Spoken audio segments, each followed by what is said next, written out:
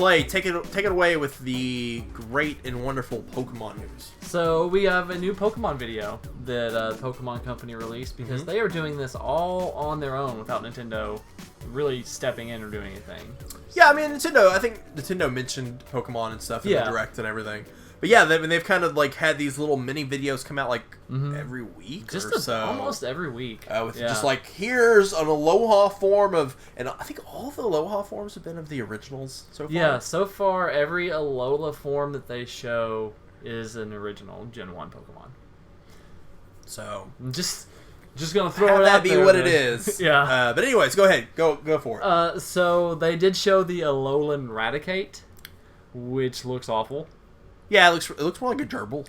Yeah. I actually really, really like Raticate. Yeah, the original Raticate is pretty cool. Yeah. The Alola Raichu is wonderful looking. Yeah, Executor's hilarious. Yeah.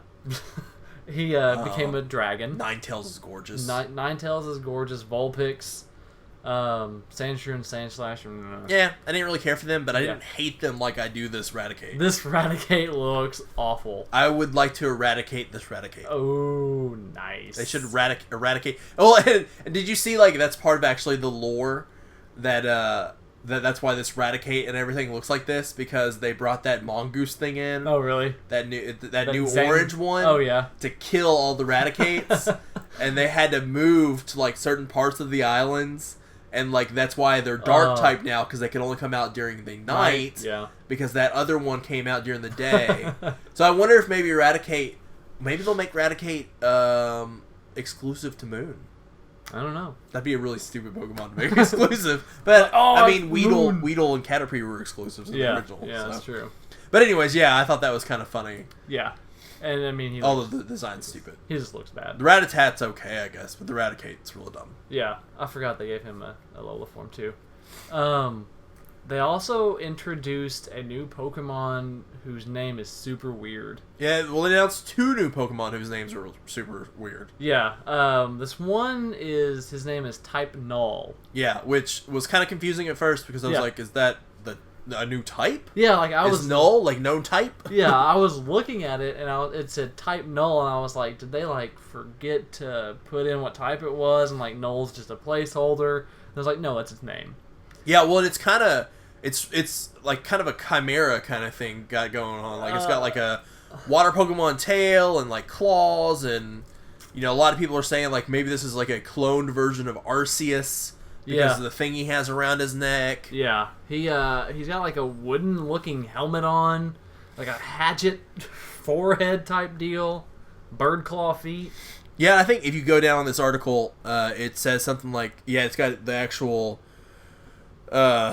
information about it. He's constructed to synthesize the strengths of various Pokemon, enabling it to adapt to any situation. The mask fitted is like super heavy to control it, and that's why it makes it a slow Pokemon, because the mask is so heavy. So it's interesting, I guess. So do you think this is like Mewtwo is a clone of Mew? Do you think this is like a clone of Arceus, like some people are trying to allude to? I don't know. I mean, it could be. At least with like Mew and Mewtwo, it was a sensible name. Yeah, because Mewtwo. Yeah, he's the second Mew. Yeah. This one. It also could have been named Mew-T-O-O. Yeah. Because it's also Mew. Yeah. But yeah, this Type Null. I don't know. It's a weird name. I guess we'll just have to wait and see. I'm hoping there's some story to this. Yeah, not just here's a random legendary. Yeah. Here's like I would like Pokemon for them to flesh out like a legit story. Yeah. So yeah, I would rather it be here's the story associated with Type Null instead of just here's this Type Null. Here he is. Have him do whatever. Do you want to go ahead and touch the other one? No. It's kind of like, the other one that they announced, it's kind of like its own category, or not its own category, but is in a new category called Ultra Beast. Yeah. So the one that they showed, I'm sure it's obviously not the only one with the 1 in its name, but the name I guess is UB01. Yeah. Well, it would be Ultra Beast 1, and then if there's others like Ultra Beast 2, 3, whatever. Yeah. So and it was kind of like a jellyfish kind of thing. It was an angelic jellyfish. Kind of looked like an alien. Yeah, pretty much. So, really, they didn't say much about those. No, they just said Ultra Beast, and here's one of them, UB-01. Yep, here you go, and then it's done. Yeah, so... yeah. Yeah. But with the Ultra Beast, they also introduced the Aether Foundation, who is like going around looking for these Ultra Beasts and wanting to study them. I guess they are. Well, and they had on there too that they're saving Pokemon. Yeah. That they're like saving Pokemon, and then Team Skull's the bad guys. So they are the rivals to Team Skull. Kinda. I mean, I don't think they really said anything. They're just basically like they're separate organizations. Yeah. I would love to see them turn out to be bad guys. Yeah. And like Team Skull actually turns out to be good guys. Yeah. Because like I could totally see like the storyline going in a direction like where they're trying to collect these Ultra Beasts. Yeah. And then they actually genetically engineer type Null. Oh yeah. And then like. Excuse me. Bless you. And then Team Skull's like, no. God. Bless you. Thanks. And then, Team Skull's like, no, we don't want this to happen. But you help the Aether Foundation because you think they're good guys. Yeah, and then, Like, I can totally see, like... Story switch. This seems... And we've kind of talked about this before. There's one other feature we want to touch on. And we've kind of talked about this together. That this seems like... And we mentioned at the top of the show, too. Yeah. That this seems like they're taking their franchise in a new, exciting direction and actually evolving the game instead of just saying, here's 100 new monsters. Yep. Oh, you have 700? Well, here's, like, now you have 800 and something. Yeah. Which is what it needs. It needs, like, the amount of Pokemon is not as important as the strength of the game. Yeah, if you keep piling on Pokemon, but you keep the gameplay the exact same, it's gonna get boring. Yeah, I mean, you look at, like, X and Y. Yeah. I think are a great example of this is awful. Yeah. It's like, oh, you added Pokemon, there's Mega Evolutions... That's great. That doesn't change it enough for me to be Digimon interested. did it first. It's true. But now this one with the changing of probably not having traditional gyms. I don't think they're going to get rid of it. I think they're going to have both. I mean, they haven't said anything about gyms, so maybe they are. The island, like the island trials where you have to complete these challenges on the island and then move to the next one. And we talked about this before, but my problem with thinking that they're getting rid of gyms for that is that there's only 4 of those. Yeah. Could be 2 per island. Maybe. No, I think they said there's 4. There's just 4? I think. But at least they are changing a little bit, trying to make it a little bit more interesting. Along with the Alola forms focusing on Generation 1 Pokemon, maybe that's their way of saying, hey, you guys that dropped out after Pokemon Yellow, why don't you come back? Mm-hmm. We've got some more stuff for you to go along with, like, your originals that you're used to.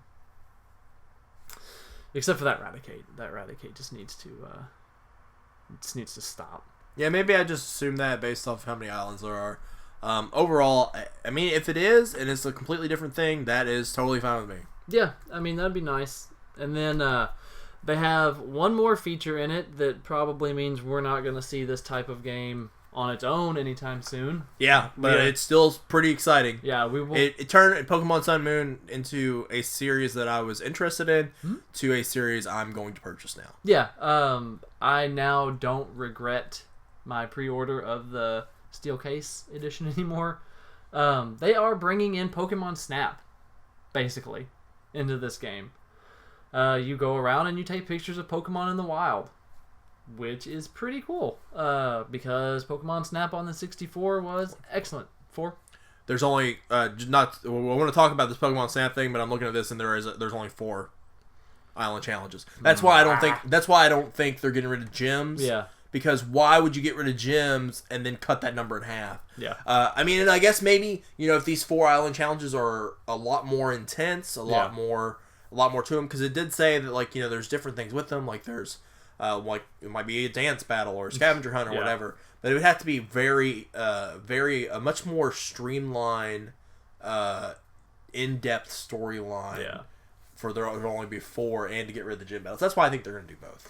But anyways, back to the Pokemon Snap thing, which was as soon as I saw it, I was super excited. Oh yeah. It is Pokemon Snap. It basically looked like that's what it was. And instead of here's a course, you're going and taking pictures of Pokemon, and they showed dude was like looking over a fence and saw a Pikachu and was taking a picture of yeah. it. So I'm guessing that there's going to be, there's going to be places and maybe like times that you can go and find these Pokemon in the wild. Oh, yeah. To take these pictures of them. Oh yeah, and I'm sure they'll have something with their like, I don't know, their Twitter. They'll tweet something out that's like, oh, there's this Pokemon here, go find it in the game.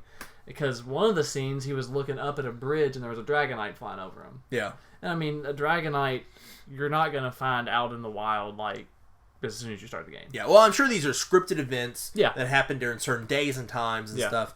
And I'm sure there probably is, much like the, I don't remember what they're called, the things they've done in the past games where you like dress up your Pokemon and stuff. Much like that, I'm sure there probably is a point system kind of thing. Like, these aren't just like, hey, you can take a picture. These are, you're wanting to take pictures to gain points to maybe unlock items or to trade for items or whatever. Because that's what, when he was taking his pictures of Pikachu in the demo, he takes like 4 or 5 of them. And like, okay, good, great, perfect. And then it shows like comments or whatever after it. Then you can see, I guess you can post it and people can look at it. Yeah, he was like getting thumbs up. And if that's just like a in-game fake social network, or like, can we actually share each other's pictures? They're like, oh look, Daniel took a picture of that is a Dragonite. That seems nice picture. It seems a little too forward-looking for a game on a Nintendo console. Yeah, it seems like a little too much like.